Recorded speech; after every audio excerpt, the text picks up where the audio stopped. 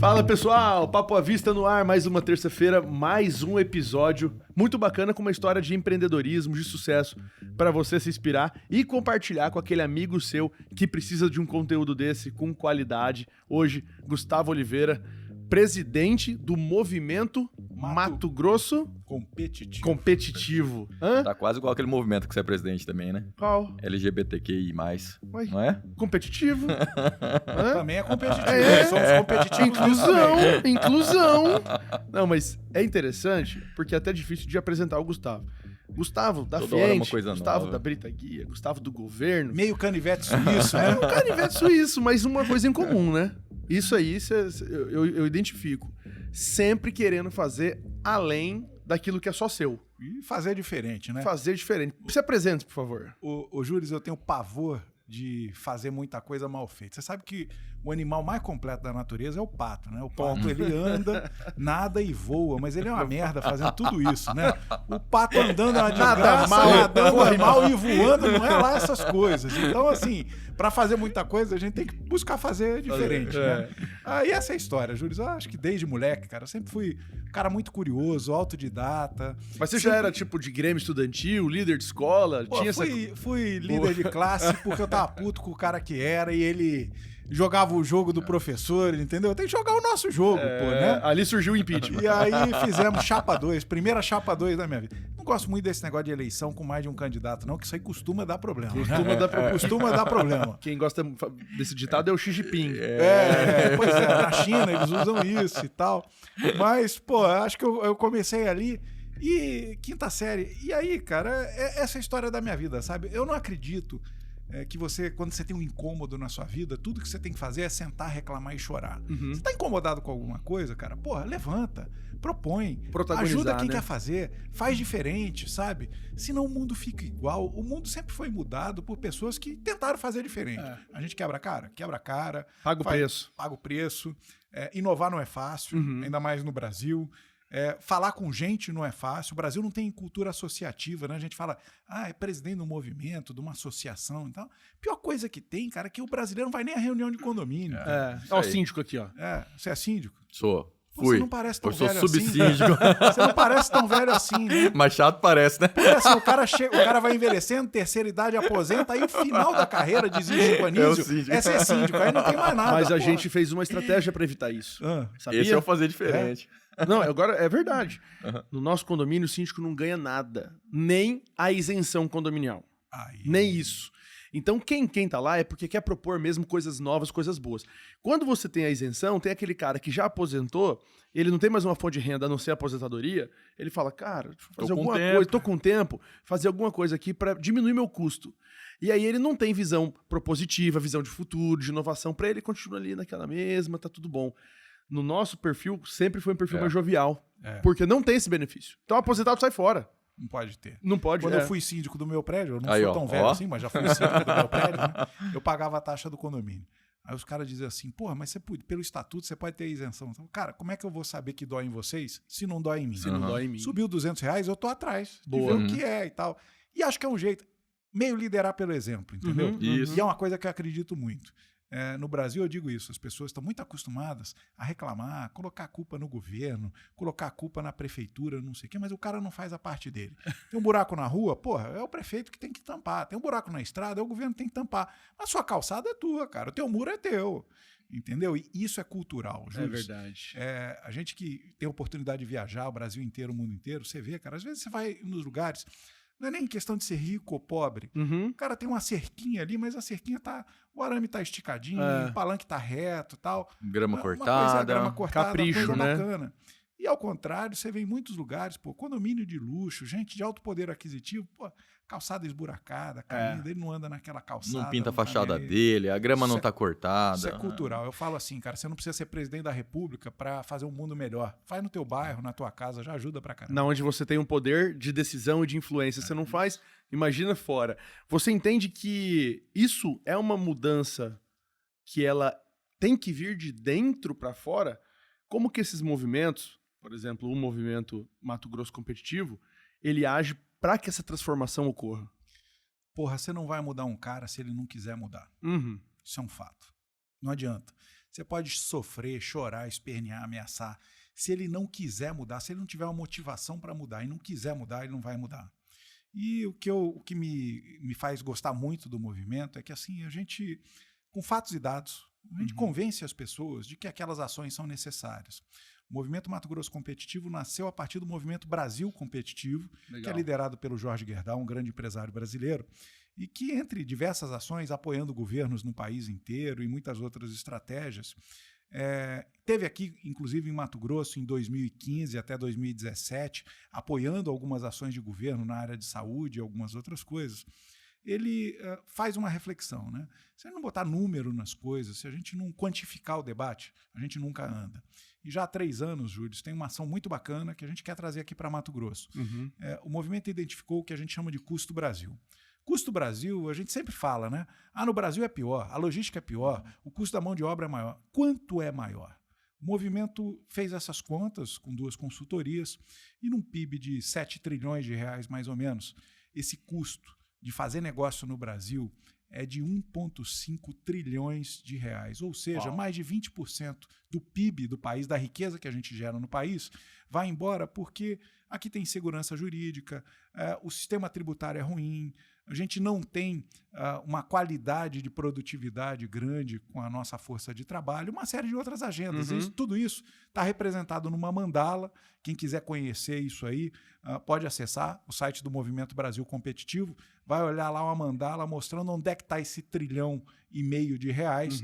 E aí, a partir disso, elaboramos projetos de lei, propostas de decreto, estamos levando ao poder público, levando também ao poder privado para investir mais em ciência, tecnologia e inovação, para reduzir essa diferença dos nossos principais competidores. E é isso que é legal. Se você não colocar número, se não tiver argumento, não sentar com o empresário, com a pessoa para dizer, cara, você tem que mudar isso, você não muda nada. Quantas pessoas você conhece que não cuidam nem da saúde, porque não faz o exame, aí o cara não sabe se o colesterol está alto ou baixo, daqui a pouco tem um piripá que fica doente e morre, porque não foi atrás, né, de dados. E esse é o melhor argumento, sabe? Acho que os médicos têm que sentar com a gente e falar, cara, você pode morrer. Que tal essa conversa, né? Eu tava uma vez visitando uma fazenda, né, nos Estados Unidos, aí o cara tava reclamando, cara, eu tenho que colher aqui, o armazém mais perto é 5, 6 quilômetros, tem que ficar 2 horas na fila para descarregar, reclamando. Ruim, né? Aí eu falava, cara, o nosso é 40 quilômetros mais perto, o armazém mais perto, tem que ficar às vezes 2 dias na fila. Tem o custo, daí é onde entra o custo Brasil. O custo de se rasgar um pneu, porque com certeza numa colheita inteira o cara vai rasgar 1 ou 2 pneus, vai precificar isso, claro, né? Então, assim, a insegurança, esse cara vai precificar que ele pode ser assaltado numa dessas dias que ele tá na fila esperando, ele pode, né, ser assaltado. Então, é isso que você fala quando é custo Brasil, né? Tudo isso é o dinheiro que se perde no caminho e que lá nos Estados Unidos sobra pro produtor, né? O competidor internacional, você tem que estar olhando o que os outros estão fazendo em todas as áreas, no agro, na indústria, nos serviços, e entender, cara, por que esse cara é mais eficiente que eu? O que ele faz que ele consegue ter mais rentabilidade pro negócio dele? Ô, Gustavo, e você tem por exemplo, um exemplo do que esse custo Brasil vem do Estado e o que ele vem do próprio empresário? Tempo. Então, legal. Vamos falar disso. Primeiro, do Estado, quais são as grandes alavancas de mudança que a gente precisa fazer? Primeiro, o nosso sistema tributário não é só a carga que é alta, não. Ele é complexo pra caramba. Então, assim, mesmo que o empresário queira pagar todos os impostos corretamente, ele tem uma dificuldade técnica muito grande, né, de apurar os impostos, né? E às vezes ele opera 5, 10 anos, daqui a pouco ele descobre que ele pagou errado aquele negócio. Para mais, perdeu dinheiro, ou para menos, e toma uma multa do fisco. Aliás, Delfim Neto tem uma frase bacana, Júlio. Ele diz que no Brasil até o passado é incerto. Isso serve para tudo. Né? Tem uma decisão recente, acho que do STF agora, falando sobre tributos, né? Que se você recolheu baseado em uma decisão judicial, ela não transita em julgado. Nunca, jamais. Eu posso mudar a qualquer momento. Aí é o passado incerto, né? Hoje você está certo, mas amanhã eu posso decidir que hoje você não estava certo. Olha que coisa bacana, né? Explica isso para um gringo. Eu estive no Japão ano passado, no encontro de empresário brasileiro e japonês. Explica isso para o japonês. O cara ficou olhando para minha cara e falou, não, mas não tem isso, pô. Não, mas não tem. Não dá. Se explicar o Brasil para o gringo é difícil. A gente tem o custo de logística, e não é só a distância logística, é a ineficiência logística, tempo de espera, acidentes, uma série de outros fatores que a logística americana, a logística europeia, a chinesa é muito mais eficiente. Sim. A gente precisa estar nessa agenda. Uma agenda de ciência e tecnologia. Por quê? Vamos olhar para o agro como um grande exemplo. Uhum. Por que o agro evoluiu tanto? Produtividade aumentou, porque foi investido em ciência, tecnologia. Melhoramento genético. Melhoramento genético. Quanto de tecnologia você tem num único grão de soja, sabe?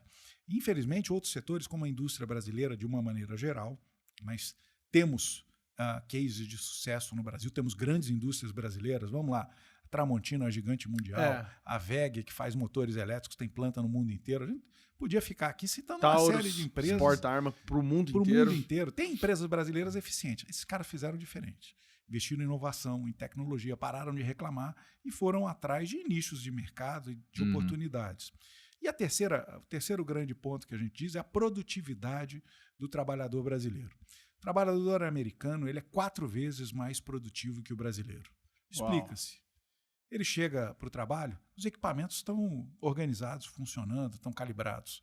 No Brasil não é difícil você chegar para trabalhar e o equipamento não está funcionando. O cara tem que esperar alguém da manutenção vir. O cara tem um nível de escolaridade um pouco melhor, compreende melhor texto, ele é mais manual, é mais treinado. Ele erra menos nesse caso. Júlio, ele já chega no trabalho melhor porque ele não pegou um transporte coletivo ruim, não ficou amontoado, que já estressou ele, né? 2, 3 horas de trabalho, sabe? Tal. Então, esses são os 3 grandes fatores. E aí, claro, quando você vai debruçando, você tem alguns problemas. Um emprego, ele custa muito para o empresário, mas ele gera pouca renda para o trabalhador, porque tem muito encargo. Os nossos encargos são muito acima da média dos países da OCDE. Então, tudo isso vai gerando uma série de problemas para o empresário brasileiro, que quando ele vai exportar, está exportando imposto, porque o sistema tributário é ruim. Está exportando falta de produtividade, porque as pessoas não têm acesso a isso. Vou voltar para um exemplo simples do agro. Eu conversei ano passado com um dos heads da John Deere no mundo inteiro. Ele disse, olha, as nossas máquinas que estão aí no campo produzindo no mundo inteiro, elas produzem por dia mais dados do que o Twitter, uma plataforma de comunicação, 140 caracterezinhos ali, manda para todo mundo. Dentro de uma máquina dessa, tem uma estação meteorológica, porque ela mede temperatura, umidade, pressão do ar e tal. Você tem dados sobre o funcionamento do motor, do implemento e tudo isso. É um exército de máquinas no mundo inteiro. Do solo. O grande problema é que as máquinas que a gente tem no Brasil, elas estão offline. A gente não está enxergando essas máquinas. A gente vai enxergar quando a máquina se conecta a um sinal de Wi-Fi, quando alguém vai lá fazer a manutenção. Aí a gente descobre que a máquina rodou 6, 7 meses com um problema que poderia ter sido solucionado até online, com uma atualização de software e alguma coisa assim. Tudo isso é produtividade, está indo embora. Por isso que eu digo, essa agenda de produtividade ela é uma agenda de tecnologia, como também é agenda de sustentabilidade. Daqui a pouco a gente fala disso. Muita gente acha que sustentabilidade é abraçar a árvore. E eu defendo, sustentabilidade hoje é muito mais do que isso. É o uso de tecnologia para garantir sustentabilidade em toda a cadeia produtiva. Uau, e pelo que eu entendo aí também, é todo o setor então, né? Porque só nos exemplos, você passou pelo agro, pela indústria, serviços também? Cara, serviços é um negócio impressionante, porque assim, o que a gente pode avançar em produtividade de serviços.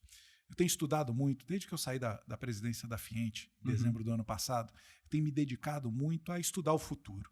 As pessoas falam assim para mim, pô, você comprou uma bola de cristal, você vai virar cartomante. Cara, não é nada disso. Não é a minha função prever o futuro. A minha função é me preparar para futuros possíveis. Um deles vai acontecer. O que vai acontecer com automóveis, por exemplo? Será que vão ser os carros elétricos? Será que vai ser o carro a biocombustível? Será que vai ser o carro híbrido? O carro a hidrogênio? Eu, particularmente, acho que todas essas tecnologias vão coexistir. Alguma delas vai ser dominante, mas tudo isso vai acontecer, porque o motor a combustão puro já está ultrapassado. Ele é muito ineficiente. Setor de comércio e serviços, por exemplo, que a tecnologia pode ajudar. Conversava com um amigo aqui de Cuiabá, dono de uma rede de lojas de material de construção. Ele aumentou 30% a performance dos vendedores, que não eram os vendedores de destaque dele. Como? Você entra hoje na loja dele, Júlio, você quer comprar um assento sanitário, uma privada, né? Escolheu o modelo, é esse. Senta com o vendedor para fechar a venda. O cara tem um sistema de inteligência no computador dizendo, olha, ele vai precisar de uma válvula, ele vai precisar do tampo, ele vai precisar do parafuso, ele vai precisar do acoplamento. Pergunta se ele já tem a pia do mesmo modelo. O sistema vai orientando o vendedor. E aí, com isso aí... É o tal do upsell, né? Exatamente. Faz um upsell. Com inteligência embutida, com inteligência embarcada. Para continuar nesse exemplo, né? Deu um problema na descarga lá de casa e eu chamei um bombeiro para arrumar. Sábado eu estava em casa e o cara lá arrumando. Eu já sabia que o prédio é antigo, já tinha comprado uma válvula nova para ele substituir, porque ele já tinha visto que estava ruim. Ele desmontou a antiga e daqui a pouco o cara pega o celular e começa a olhar o celular. Eu falei, cara, esse cara tá no WhatsApp, o que ele tá fazendo? Né? Entrei para olhar, ele olhando um vídeo no YouTube sobre a montagem dessa válvula. E o cara do vídeo, que era um outro bombeiro, como ele, dando as dicas, falou, na hora que você for botar esse anel aqui, ó, cuidado, lubrifica aqui, porque senão ele trava e aí vai travar a válvula e acopla direito, cuidado com esse parafuso e tal, babá. Viu aí a montagem e tal? O cara viu um vídeo de 2 minutos, não teve que ler um manual que veio junto com a válvula. Eu depois li o manual. No manual não dizia nada do que aquele cara dizia no vídeo. Que é o macete, né? Nossa, eu não conseguiu entender como é que funcionava. Aliás, para ler o manual, eu que sou engenheiro, tive uma dificuldade de entender. Parafuso A na porca B e tal. No vídeo ele viu tudo e tal. É inteligência compartilhada, é inteligência de serviço que está mudando a produtividade das pessoas. Esse cara ia demorar 15, 20 minutos lendo o manual, não ia conseguir fazer direito. Ele viu um vídeo de 2 minutos, a tecnologia ajudou ele. Ele terminou aquele trabalho, ficou bem feito pra caramba, nunca mais deu problema. E estou feliz. Se eu precisar, eu chamo ele de novo. Sim. Tecnologia apoiou o cara. Então as pessoas dizem assim, o meu emprego está ameaçado pela tecnologia? A minha resposta é sempre a mesma. Não. Seu emprego está ameaçado por uma pessoa que usa melhor a tecnologia do que você. Uau. Se mexe, cara. Se você não usar, se você não usar, teu concorrente vai usar. E assim, agência de publicidade, usando inteligência artificial hoje. Redatores de textos, artistas, para buscar referências visuais em todas as áreas. A tecnologia pode ajudar muito qualquer profissional. Pô. E essa é a agenda. A gente tem que investir nisso. E eu gostei dessa visão, porque ela é um pouco do cara que reclama do governo, mas não limpa a própria calçada. É o cara que reclama da tecnologia, está engolindo, mas ele não busca atualização digital, né? Ele não busca trabalhar com essas novas ferramentas, com a inteligência artificial que está aí. Não é isso? Quando a gente fala em inovação e tecnologia, a gente fala assim, é para a empresa, né? Mas não é, né? Mim. Você mesmo acabou de citar um bombeiro. É uma profissão simples, né? Que o cara, se ele se especializar ali, ele vai ser um melhor bombeiro da cidade, vai conseguir fazer mais rápido o serviço dele, vai render, vai aumentar a produtividade. Reclamar do mundo ou se inserir nele, né? Nesse novo mundo. Cara, eu falo assim, a escola tradicional, ela tem lá aula de história, geografia, tudo isso é muito importante para a formação do cidadão. A gente tem que incorporar outros conceitos. Alguém tem que ensinar o cara a aprender. O que é isso aí? A cada 5 anos, cara, qualquer profissão passa por revoluções. E desculpa, o que você sabia 5 anos atrás já não vai servir para muita coisa. Aliás, eu defendo isso, tá? Você vai fazer uma entrevista de emprego com alguém, olha o passado, bacana, experiência, quilometragem e tal. O que você fez nos últimos 5 anos? Conta para mim. O que você fez nos últimos 5 anos? Você vai entender qual é o momento de vida do cara, o que ele faz na profissão, o que ele faz na comunidade dele e tal. É a hora em que ele está. E se ele não se atualizou nesses últimos 5 anos, provavelmente, cara, ele pode ser um ótimo profissional, mas você já sabe que você vai contratá-lo e vai ter que atualizá-lo tecnicamente. O sujeito que ficou 5 anos... O mundo mudou. O sujeito que ficou 5 anos sem dirigir um carro, sobe num carro hoje, é diferente. E o que você fez nos últimos 5 anos? Cara, eu fiz bastante coisa nos últimos 5 anos. A principal delas, fui presidente da Federação das Indústrias, né? Por 4 anos. Eu digo o seguinte, me enrolaram. Eu era vice-presidente e disseram, agora você vai pro melhor, que é ser o presidente. Não, melhor é ser vice igual eu tô de novo agora, entendeu? O Silvio Rangel tá lá trabalhando, ralando pra caramba, agenda engolida. Mas é uma experiência bacana. Como foi passar pelo governo antes? Sim, né? Foi secretário. Secretário de Planejamento, de Fazenda. São experiências de vida que te colocam fora da tua zona de conforto e te fazem, de alguma forma, encarar esses desafios com as ferramentas que você tem. As minhas ferramentas sempre foram as mesmas. Inovação, curiosidade, trabalhar em time. Eu gosto muito de trabalhar com time. Acho que quando você trabalha sozinho, você pode ser o melhor piloto de Fórmula 1 do mundo. Se você não tiver um time bom com você, não vai. O carro vai quebrar, você vai ficar um cara azedo e tal. Mesmo as atividades são muito solitárias, você precisa de um time de suporte. E eu sempre gostei. E na federação, o que eu busquei fazer, Júlio, primeiro, trazer os empresários para conversar, aproximar muito do governo, da sociedade, mas principalmente conversar com indústrias do Brasil e do mundo inteiro para entender o que esses caras estão fazendo de diferente. E agora eu estou no momento onde eu acho que a melhor contribuição que eu posso dar é chamar empresários, setores para conversar e montar com eles a agenda. Convencer esses caras de que é possível, sim, da porta para dentro, mudar muita coisa, enquanto, claro, que a gente espera e trabalha, que da porta para fora da empresa as coisas também melhorem. Né?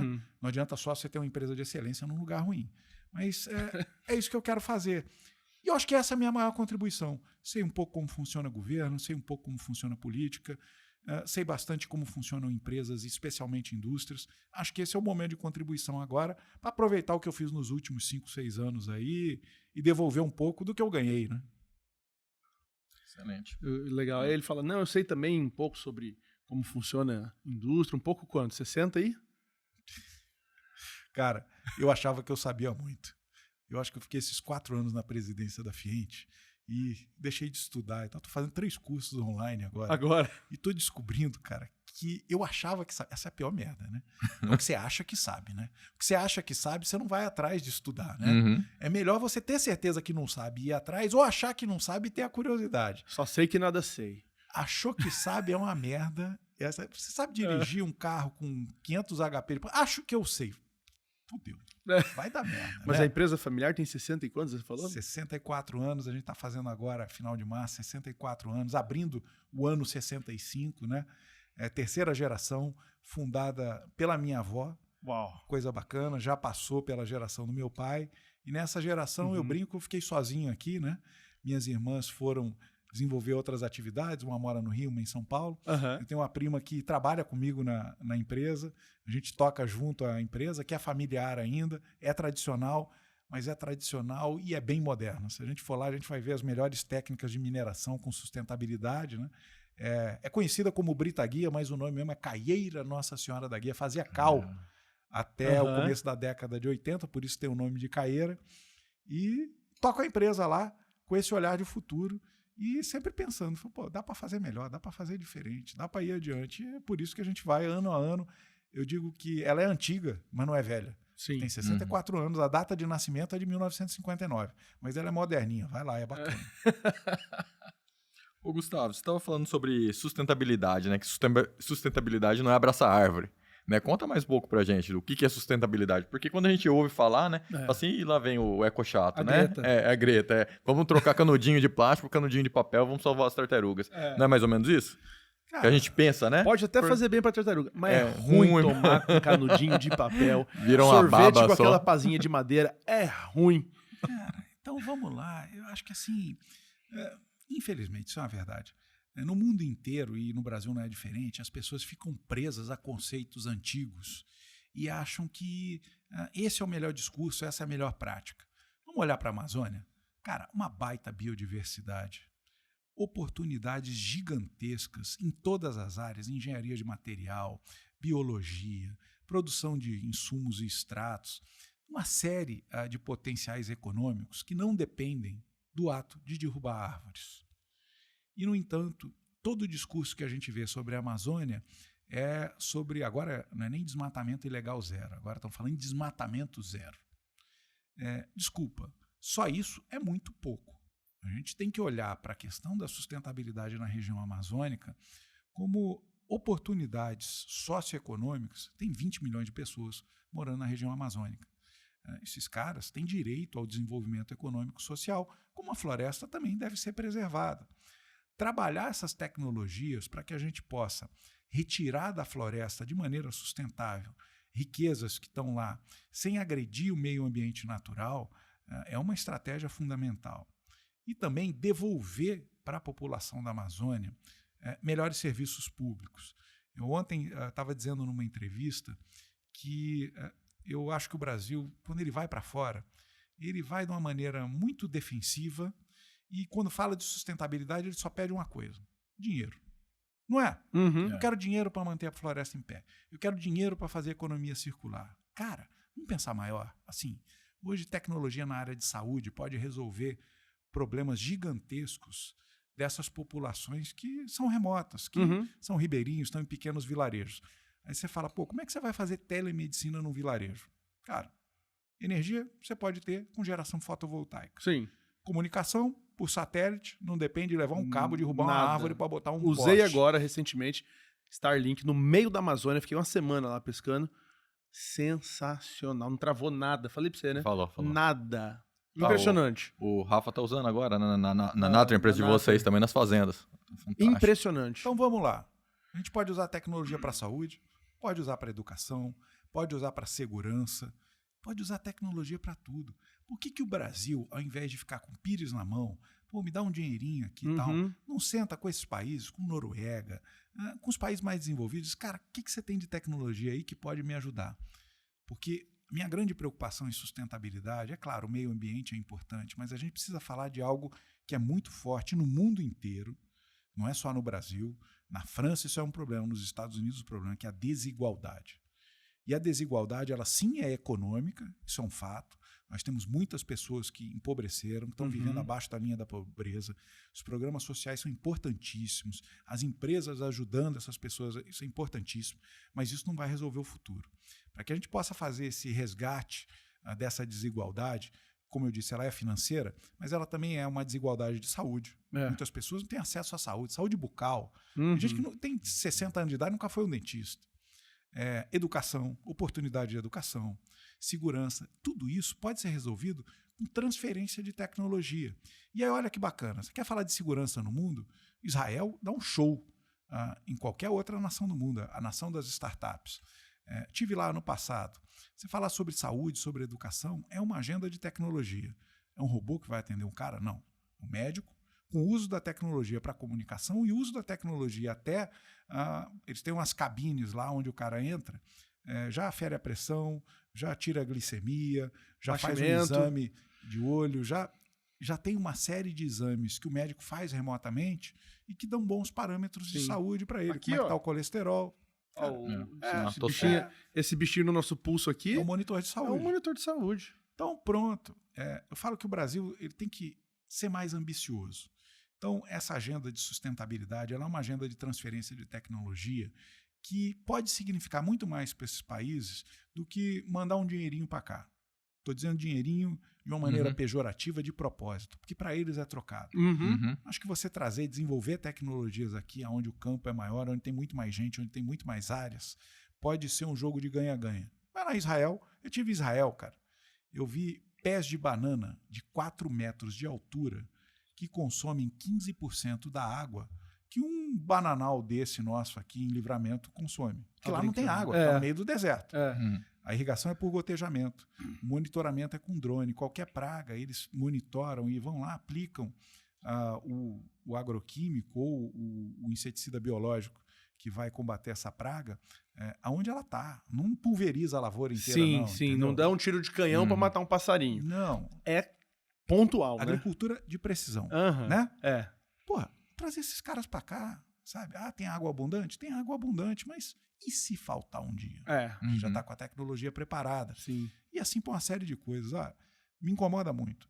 O Brasil está realmente muito atrasado e o que é pior, a mentalidade brasileira está atrasada, a gente não quer ir para lá para pegar o que é bom. A gente fica só reclamando, pedindo dinheirinho. Passando e aí pires. Não vai. Mas e o que mais de interessante você viu mundo afora? Poderia estar compartilhando? Vi, por exemplo, o Japão, uma nação riquíssima, mas que não tem perspectiva de desenvolvimento econômico. A economia lá está andando de lado e vai andar de lado. O economista, eu fui pela Confederação Nacional da Indústria e tem o par dela japonês, vamos chamar Confederação Nacional das Indústrias do Japão, né?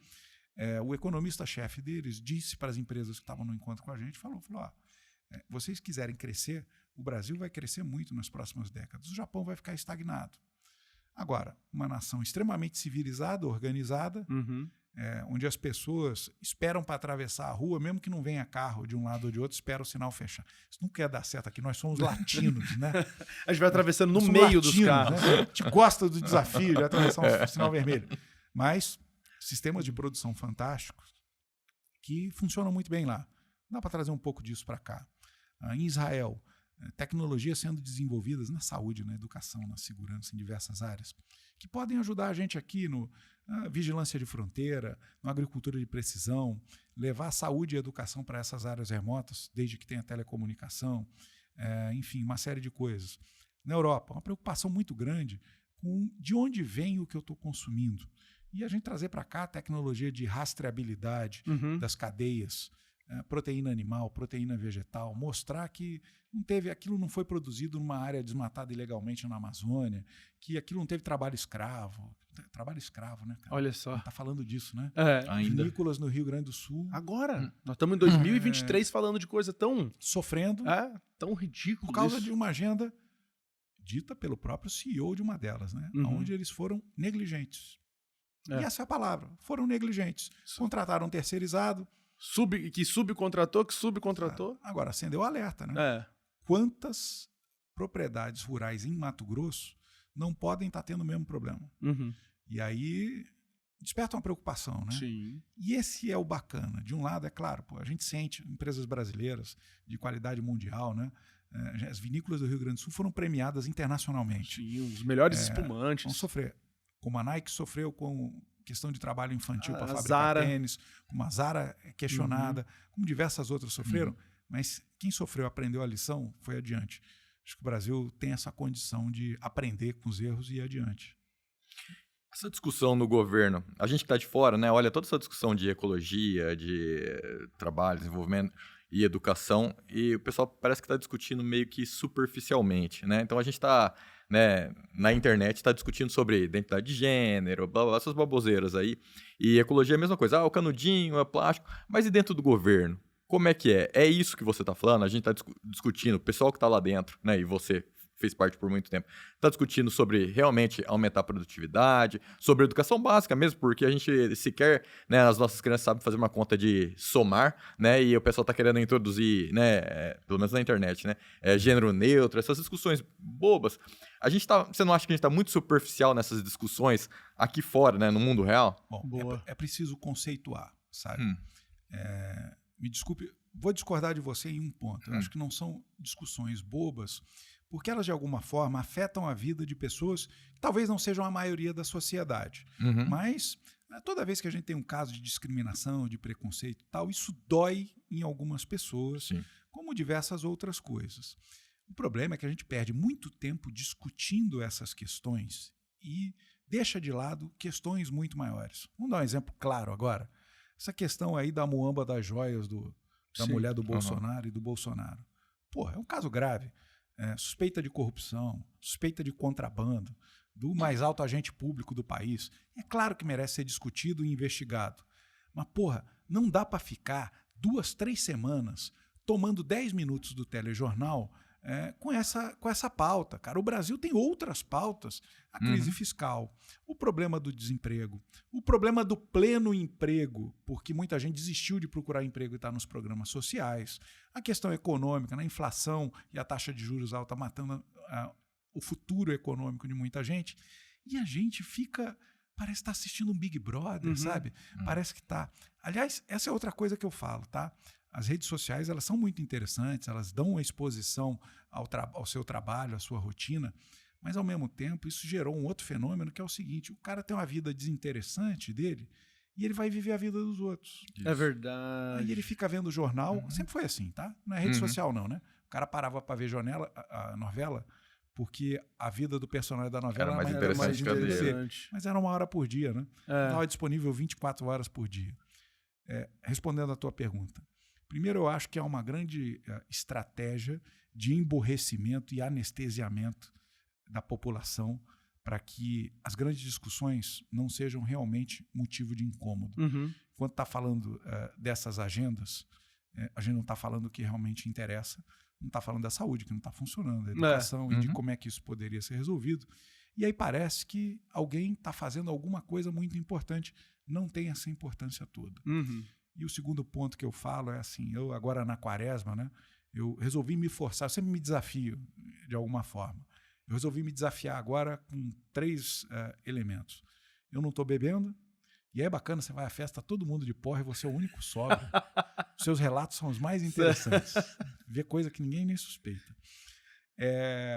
Tô excluí do meu celular Instagram e Facebook, as principais redes sociais. Não vejo. E digo para vocês, tá? É atravessar um deserto. 40 dias sem... Eu posso olhar no computador, mas não olho. Então, larguei. E aí eu vejo que a qualidade da informação que eu estou recebendo melhorou pra caramba. Eu, ao invés de perder tempo vendo isso, eu abro um Kindle e estou lendo alguma coisa. Quando eu estou na sala de espera do dentista ou alguma coisa, ao invés de ficar rolando foto ali, né? Curtindo besteira e tal. Isso está me desafiando intelectualmente. E aí me forcei a uma rotina de exercícios. De manhã eu acordo e já vou fazer exercícios. Isso foi inspirado, cara. Tem um livro muito bacana. Fica uma dica aí para quem está assistindo a gente. Tem um livro do Nizam Guanais com Arthur Guerra. E o título do livro é Você Aguenta Ser Feliz? Esse livro mudou minha vida. O Nizam era um cara que dormia com remédio, um grande publicitário brasileiro, para quem não conhece. Acho que da Agência África, né? E dormia a peso de remédio, sobrepeso. E o Arthur Guerra, que é médico dele, disse, pô, Nizam, você está morrendo. Como está morrendo? Está morrendo. Você vai morrer. Isso vai te matar, cara. Para com isso. E aí ele resolve entrar numa rotina de exercício, de se cuidar melhor, parou de beber, etc. e tal. Foi uma inspiração. Eu não pretendo parar de beber, não pretendo virar triatleta, não sou radical, mas é uma inspiração. E esse detox, vamos chamar, que eu estou fazendo, digital, de álcool e de sedentarismo, está mudando a minha maneira de ver o mundo. Eu não vou ficar para sempre assim, mas eu garanto para você, a hora que eu voltar, eu vou olhar muito menos, porque eu descobri outros interesses. Vou beber menos, porque eu descobri que dá para ficar numa festa, curtir uma balada sem tanto álcool, sem preocupação. E isso é que é legal, cara. A gente se desafiar na vida e fazer diferente. De novo, voltando ao começo da nossa conversa, é a minha história de vida, né? Cara curioso que fica olhando como é que dá para fazer diferente.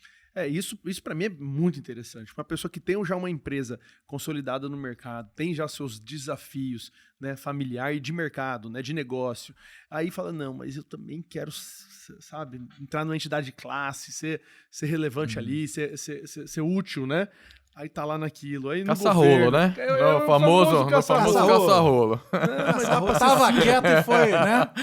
Aí o cara tem que ser pai, marido, né? Empresário.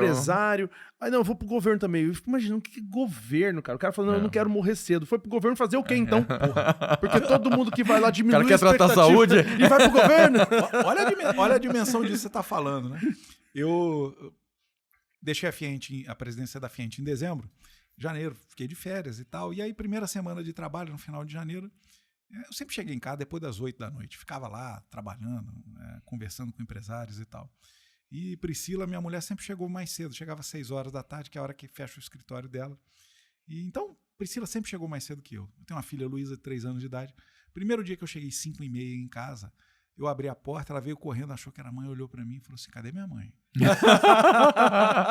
Cadê minha mãe? Assim, porra, você já chegou e você chega tarde, você nunca tá aqui nesse horário, e minha mãe ainda não tá aqui. O que aconteceu? O que tem de errado? Falei, cara, tem um negócio errado. Porra, tô levando Luísa pra natação agora, tô mais participativo. Reconquistando a filha. 3 anos ainda não perdi, dá tempo.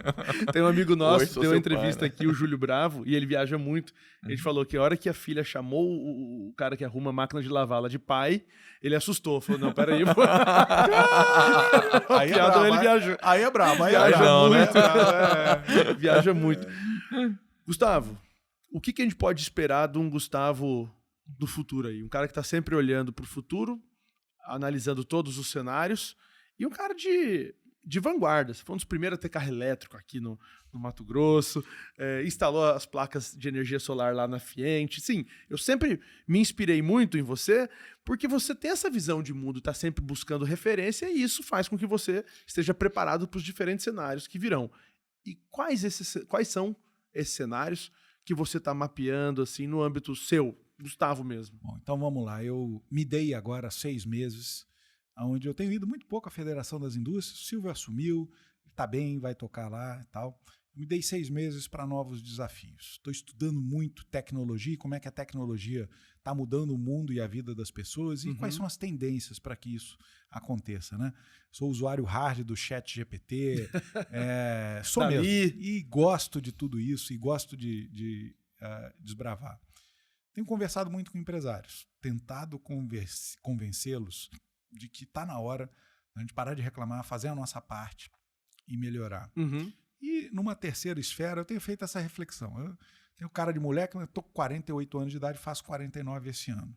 que eu quero daqui para frente na minha vida? Certamente eu não quero ficar velho. Vou ficar antigo. Nasci em 74, isso não muda. Isso não muda. Mas eu não quero ter uma cabeça velha. Eu não quero ser um cara que...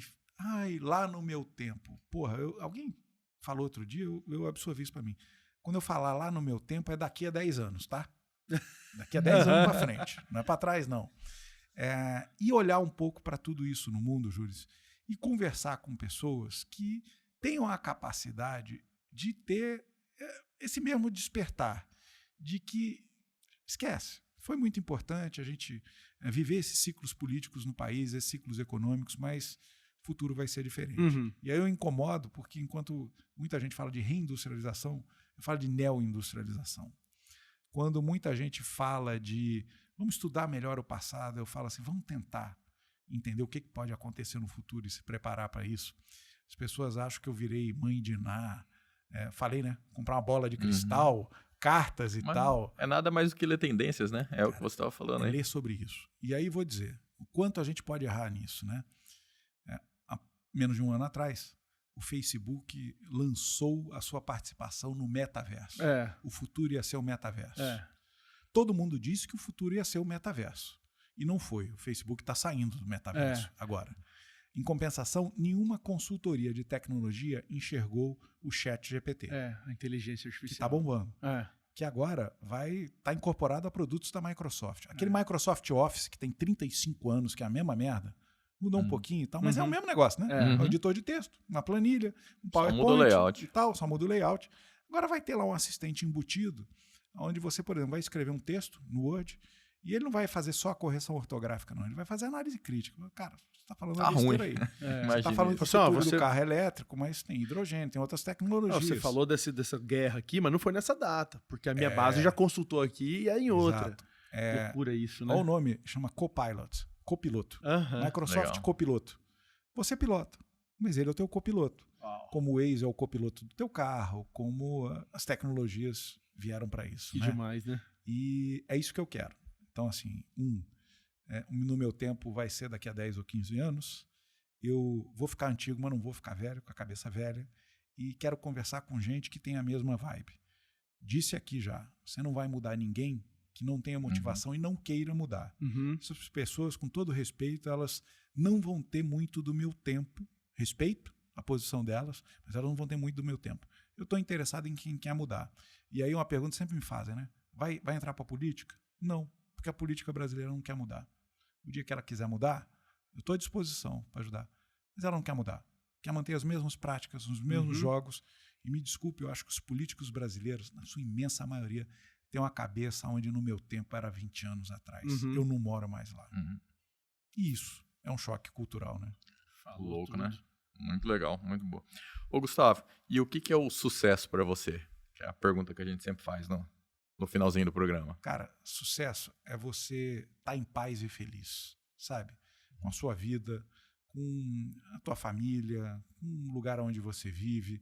Sucesso não é você ser um grande expoente na sociedade, não é você juntar muito dinheiro. Quanta gente você conhece tem muito dinheiro e é infeliz. É isso mesmo. Não é? Sim. Quanta gente você conhece que passou 30, 40, 50 anos perseguindo um objetivo e aí, às vezes, lá no leito de morte, descobriu que queria era ter sido um bom pai, queria era ter tido mais tempo, sacrificou a vida inteira perseguindo a coisa errada. Olha, a gente não controla quanto tempo a gente vai viver. Isso é um fato. Mas você controla como você vai viver hoje, agora. A qualidade da tua vida. Então, vamos pensar nisso. Os gregos já diziam isso. Estou estudando filosofia também. Que demais. Né? Filosofia. E os gregos há 2000 anos diziam isso. Sócrates trocava correspondência com diversos amigos. E em algumas delas ele dizia, meu amigo, desculpa, é uma agonia desnecessária você ficar pensando que um dia você vai morrer. Um dia você vai morrer, fato. Já que você vai morrer um dia e você não sabe quando você vai morrer, para de pensar no dia da sua morte e pensa no dia da sua vida, que é hoje. E viva bem. Sucesso para mim é isso. É você estar feliz, estar em paz, estar desafiado, claro, estar incomodado, claro, com algumas coisas. Nem todos os dias são bons, tá? A gente fala isso, parece que é ser um bobo, né? Isso é idiotice. O cara que está constantemente feliz é o idiota. Tem que estar desafiado, tem que estar coisa, mas você tem que estar em paz, com gás e feliz. E aí você vive bem. E o mais bacana, vai tratar bem os outros. Uhum. Porque tem um ditado que diz, né? Gente feliz não enche o saco, né? Cara, que papo. Muito insight. Uma aula. Top, uma aula mesmo, mas para encerrar de verdade, agora de verdade, Tá. você acha, com essa predicção toda aí do futuro, que é possível eu colocar o ChatGPT do meu lado ao invés do Gil? Porque ele vai fazer perguntas mais inteligentes, vai ser o copiloto que eu preciso e não vai ser chato, inconveniente igual o Gilberto. Porra. Não precisa responder, pela sua cara eu já entendi. Que tal a gente treinar o Gilberto em ChatGPT? Eu já tô usando. Todo aniversário de amigo eu já coloco lá, ó. Por favor, né? Mensagem de aniversário. Ele fala, por favor, pro ChatGPT. Ele fala. Eu sou educado. Não tem quando você fala obrigado pra Siri. Eu falo às vezes, obrigado. Eu falo, cara, eu tô agradecendo. Só cuida com o negócio, tá? Do jeito que você falou, me parece que, na maior parte do tempo, você tem razão. O ChatGPT, você pode ser o Gilberto dele. Aí, ó. Viu? Cuidado. Depois dessa eu vou encerrar o programa. Te presenteando, ó. Rapaz. Cada pessoa que passa por aqui recebe uma caneca pintada à mão pelo grande artista Rafael Jonier. Grande Rafael Jonier, primo Que da Priscila. sempre tá Casou com a inovando. Aline, que é prima da Priscila. Com a prima da Priscila. Minha mulher. E a Priscila, meu primo. que não esteve no nosso programa como ela mesma, aqui representando a Casa Prado, mas veio o irmão dela. Geraldinho. O Geraldinho veio. Geraldinho é a face midiática. Ela Então, a face midiática. Então você tem o Geraldinho da Casa Prado, o Gustavo Oliveira, não dá nem pra falar do que, né? De tanta coisa. Isso aí, de tudo O isso. Rafael Jonier, todos passando e contando sua história no Papo à Vista, que agora, em abril de 2023, completa 3 anos, toda terça-feira. Quantas terça-feiras a gente furou em 3 anos? Nenhuma terça-feira sem episódio novo pra você. É o é o podcast mais longevo do Mato Grosso. Bacana e é demais. de empreendedorismo de história de sucesso como a sua. Então, daqui a 10 anos, que é no meu tempo, eu venho aqui de novo. Pra gente atualizar tudo que aconteceu. 5, vai. Gil, a cada 5. 5 tá bom. Acho que 5 tá, né? Pela Então, bagagem aí, cada 5 tá ótimo. Acho então, que vamos ficar desatualizados. Então vamos lá, março de 28, eu venho aqui pra dizer o que eu fiz nos últimos 5 anos. Tá marcado, tá bom? Tá marcado. Valeu. Obrigado mais uma vez. Valeu, Júlio. Valeu, Gil. Receba esse Muito presente com bom, muito Gustavo. carinho. Que Obrigado. esse aí não está à venda, tá? É Obrigado. só pra quem passa pelo Papo à Vista. Obrigado. Vou levar com muito carinho. Adoro tomar um cafezinho. Vou lembrar, Rafael Jonier. Um abraço, Jonier. Tá sumido, hein? Acho que o Dom tá te dando muito trabalho. É o fiozinho. O filhinho dele tá consumindo muito. Saí com ele sexta-feira. Chegou atrasado. Falei, não, tava mamando. Esperando ele dormir. Gente, foi isso. Um excelente papo. E você que acompanha a gente na sua plataforma de podcast favorita ou no YouTube, com imagem aqui, compartilha, se inscreve no canal. Não deixe de deixar também aquele like pra gente. Terça-feira que vem a gente tem mais um episódio, mais uma história de empreendedorismo aqui no Papo à Vista. O podcast da Renda Lise. É isso aí. Ó, fechou.